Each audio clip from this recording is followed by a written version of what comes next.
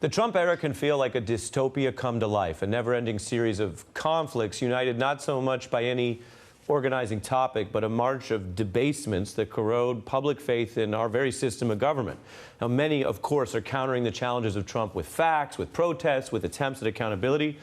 But if cultural history teaches us anything, it's we need more than rules at a time like this. We need art, we need absurdity, because distressed societies do need inspiration. We need shared reasons to look at challenges anew and maybe even laugh along the way. Which brings me to the celebrated Academy Award-winning actor Sean Penn, known for his riveting performances in films like Dead Man Walking, Mystic River, and Milk. And now he's taking on a fictional president with some echoes of Trump in a new novel. Bob Honey Who Just Do Stuff, novelist Salman Rushdie calls it a book that is both dystopian and a great fun to read. Sean Penn joins me on the beat. Thanks for being here. Thanks for having me. What are you saying with this novel? I think essentially it's a love letter to the best of this country, disguised as an equal opportunity high offender.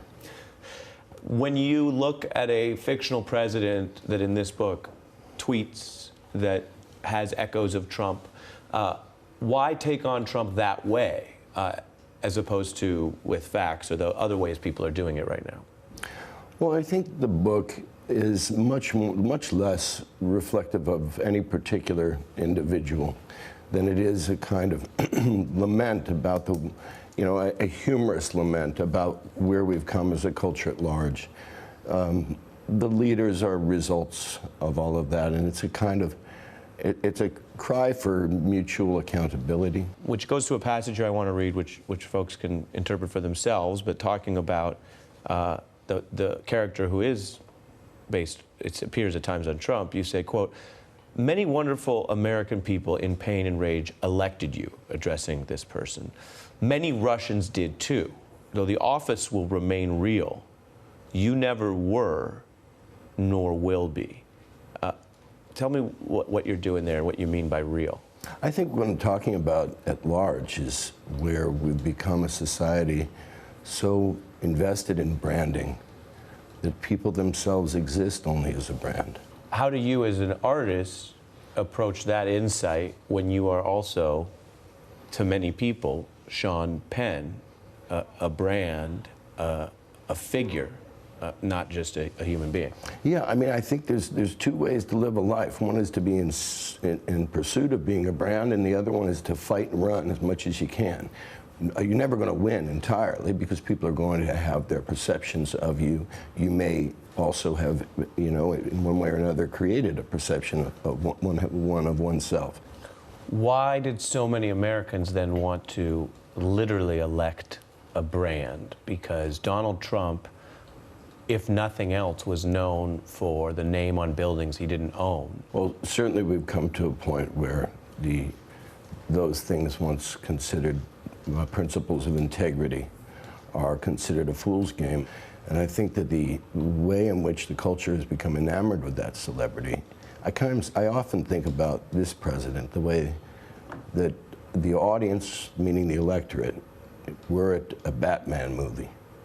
This is them rooting for the Joker against their own interests and looking to beat Batman down.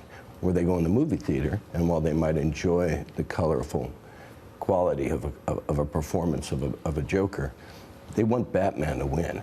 And I think that the transfer from what we want in our real lives and what we want in our fantasy life has become a kind of poisonous counterpoint. Your book has definitely stirred up debate already. There are people who really don't like it. And we know that from a new ad here, this is in the New York Times and other papers, that your publisher is running. So this is pretty unusual. The first quote says from Marie Claire, "Honestly, shut your face, Sean Penn." Another says, quote, "Sean Penn, the novelist, must be stopped. Is this book, Bob Honey, wildly offensive?" Quote, "It is." And then some of them speak to the way art can be more than one thing. I'll keep reading this to you to prolong the awkwardness of this moment, Sean. Quote, "Entertaining and maddening in equal measure, perplexing and unquantifiable by design, And The Guardian says, repellent on one level, but stupid on so many others. Tell me about your reaction to this reaction and why it's an ad in the Times. I do like this a lot, and it kind of makes me feel like, yes, I did it. I also know what the perception of me is and how what is the perception critics of you? and others. Well, let me say it this way, because I don't want to bore anybody with my sense of. I think I understand what a large perception is. The author Jane Smiley said something fantastic, and it got me thinking. She said after reading the book, she thought that this was going to be about a 25-75. 25% of the people that read the book were going to love it, and the other 75 were going to loathe it. And I thought, well, that's a much better ratio than I've had in my personal relationships. So it's a victory for me. While you're here, I want to talk to you about the drug war and El Chapo. It's something you've worked a lot on. It's something we cover on this show. Your 60 Minutes on El Chapo was one of the most seen 60 Minutes until Stormy Daniels. Talk about a news hook comparison. Let's take a look. On January 8th, when the Mexican Marines finally raided El Chapo's hideout as seen in this video, they caught him as he attempted still another escape. Chapo's arrest raised questions about whether the actor and actress had been tracked and helped lead the Mexican Marines to the drug lord. Mexico's Attorney General claimed they had been, quote, essential. There are irrational people, and so I can't say for sure, that there's no risk. You were talking about the process that went into your lengthy and much discussed article.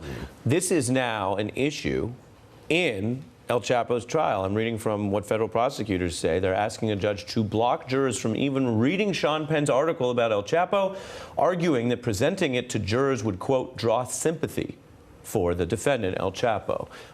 Number one, do you think the jurors should be able to read your article? And number two, what do you see as you look at him facing justice in an American courtroom? First, I would say that it represents a misreading of my piece.